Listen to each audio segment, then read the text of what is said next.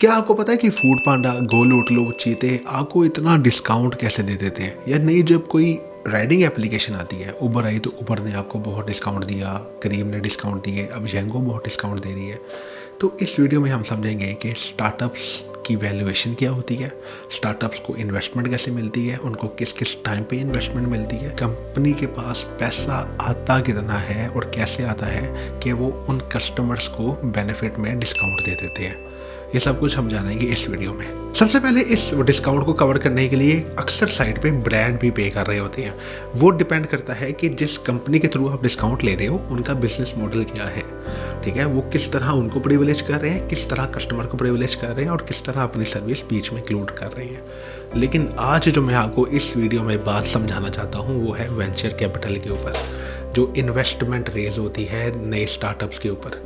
अगर आपने shark tank देखा है तो एग्जैक्टली मैं आपको शार्क टैंक का कॉन्सेप्ट बताने जा रहा हूँ। शार्क टैंक में आपने देखा होगा कि डिफरेंट लोग अपनी कंपनी लेके आते हैं, अपने स्टार्टअप पिच करते हैं और वो अपनी कंपनी की कुछ एक्टिविटी डिल्यूट करके 1%, 2%, 3% एक अमाउंट शार्क से ले जाते हैं। तो वो एक सारा कॉन्सेप्ट क्या है, पाकिस्तान में ये चीज़ है कि नहीं है, इस तरह के लोग आपको मिलते कहाँ से हैं। सबसे पहले मैं आपको समझाना चाहूँगा कि वैल्यू ऑफ आइडिया क्या होती है। कि आपके पास आइडिया अगर बहुत ही कमाल है ना, आपके पास इम्प्लीमेंटेशन नहीं है, फिर भी आपको इन्वेस्टमेंट मिल सकती है। उस इन्वेस्टमेंट को कहते हैं प्री रेवेन्यू सीड इन्वेस्टमेंट, जो कि एक आइडिया के बेस पे एक इन्वेस्टर को फाउंडर्स को देता है और कहता है कि ठीक है, अब आइडिया मुझे बहुत पसंद है, तुम इसका प्रोडक्ट बना लो। आइडिया होना चाहिए। ऐसा नहीं है कि आप जाके कहते हो कि मैं अपनी जेब से कबूतर उड़ा दूंगा और आपको इन्वेस्टमेंट मिल जाए। आपके आइडिया में एग्जीक्यूशन प्लान की समझ आनी चाहिए, आपके आइडिया से एक लॉन्ग टर्म प्रॉफिट गेम समझ आनी चाहिए, आपके आइडिया में किसी ना किसी बंदे की कोई ना कोई प्रॉब्लम सॉल्व होनी चाहिए।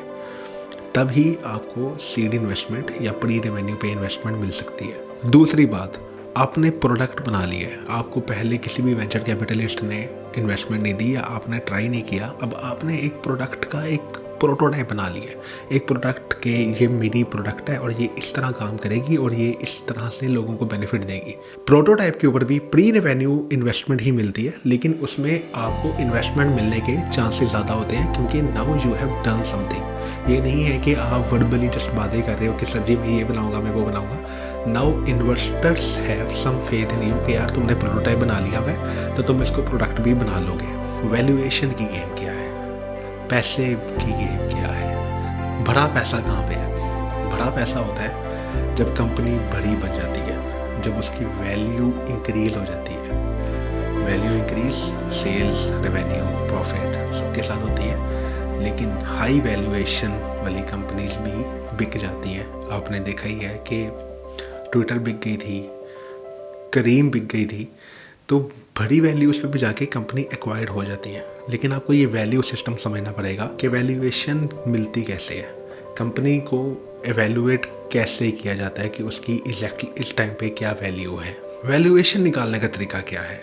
वैल्यूएशन अगर पब्लिक कंपनी की है तो जितने उसके शेयर्स हैं और उसका शेयर कितने गए दोनों को मल्टीप्लाई कर लो तो उसकी वैल्यूएशन निकल आती है। लेकिन एक प्राइवेट कंपनी है, वो स्टार्टअप बेस पे है, तो उसकी वैल्यूएशन निकालने के डिफरेंट तरीके होते हैं कि वो आज कितना पैसा कमा रही है, अंदर का कैश फ्लो कितना है और अगले 3 साल बाद कितना कमाएगी, किस लेवल पे वो ग्रो कर रही है, सब कुछ सामने रख के एक एनालिसिस किया जाता है और उसके मुताबिक को-फाउंडर्स या फाउंडर्स या फिर इन्वेस्टर्स अपनी वैल्यूएशन बताते हैं और वो जिस भी वैल्यूएशन पे वो डील हो जाती है वो क्लोज हो जाती है। जब भी किसी कंपनी ने ग्रो करना होता है तो उसको एक कॉस्ट लग रही होती है जो कि कस्टमर एक्विजिशन पे आ रही होती है। कस्टमर एक्विजिशन की कॉस्ट को आप इस तरह समझ सकते हैं कि वो इतने पैसे खर्च करती है लोगों को अपना बताने में या लोगों को अपना कस्टमर बनाने के लिए, वो पर कस्टमर इतना पैसा भी खर्च करती है। उसको मार्केटिंग के थ्रू स्पेंड किया जाता है, उसको एडवर्टाइजमेंट के थ्रू स्पेंड किया जाता है, उसको डिफरेंट मार्केटिंग मतलब इन्फ्लुएंसर और ब्रांडिंग के थ्रू भी इस्तेमाल किया जाता है। इस चीज़ को अंडरस्टैंड करने के लिए आपको कैक समझना पड़ेगा। कैक होता है customer acquisition cost. Customer acquisition cost इस अमाउंट जो एक ब्रांड स्पेंड करता है मार्केटिंग में, रिसर्च में, एडवर्टाइजमेंट में, ब्रांडिंग में, सेल्स एक्टिविटीज़ में और आपको डिस्काउंट देने में, कि वो आपको किसी भी तरीके से अपना बना ले। इन्वेस्टमेंट में एक मेजर रोल होता है कैक का, कि वो ब्रांड वाकई कितना स्पेंड कर रहा है। आपने ब्रांड तो बना लिया है, लेकिन आप लोगों को अपना कैसे बनाओगे?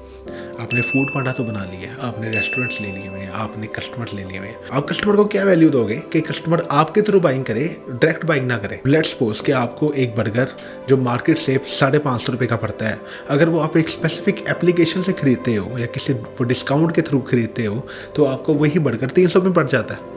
तो फिर आप वो बर्गर खरीदोगे वहाँ से कि नहीं खरीदोगे? आपके बर्गर खरीदने वाले प्रोसेस में आपने उस एप्लीकेशन को डाउनलोड किया, आपने उस एप्लीकेशन के थ्रू ऑर्डर प्लेस किया।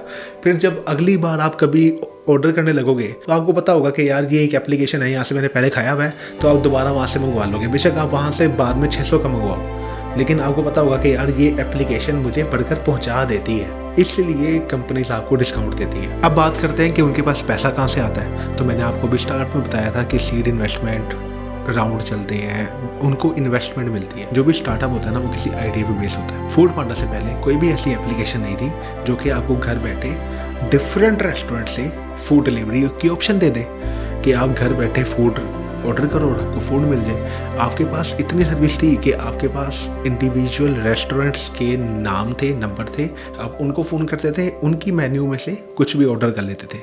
लेकिन फूड पांडा एक आपको ऐसी ऑप्शन देती है कि आपको डिफरेंट रेस्टोरेंट्स मिल जाते हैं जहाँ से आप खाना ऑर्डर कर सकते हो। अब फूड पांडा को भी इन्वेस्टमेंट ही मिली थी। 2 को फाउंडर थे, वो 2 को फाउंडर एक इन्वेस्टमेंट वाले के पास गए। उन्होंने बताया कि पाकिस्तान में अभी कोई इस तरह की चीज़ इंप्लीमेंट नहीं हो रही, पूरी दुनिया में हो रही है और पूरी दुनिया में चीज़ें कामयाब हैं।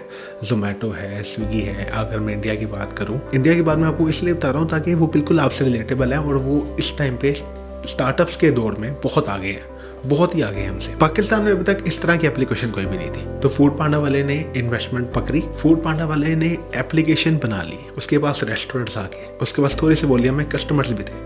लेकिन अब वो क्या करती, अब उसने लोगों को तो बताना है ना कि मेरे से खरीदो, मेरे से फ़ायदा मिलेगा आपका। लोगों तक रहनुमाई उसने बिल बोर्ड के थ्रू दी, उसने ऐड चलाई, उसने सब कुछ की। लेकिन पाकिस्तानी ऑडियंस के मुताबिक उसने देखा कि डिस्काउंट बहुत बड़ी वैल्यू है। अगर आप एक बंदे को 200 रुपये का डिस्काउंट दे दोगे तो वो आपसे बाइंग कर लेगा। वही 200 रुपया आपने फेसबुक ऐड को भी लगाना था, आपने वही 200 रुपया किसी बिलबोर्ड वाले को भी देने थे। तो फिर उसने डायरेक्ट कस्टमर को ही बेनिफिट दिया और उस कस्टमर को बेनिफिट देने पे उसने अपना कस्टमर एक्वायर किया।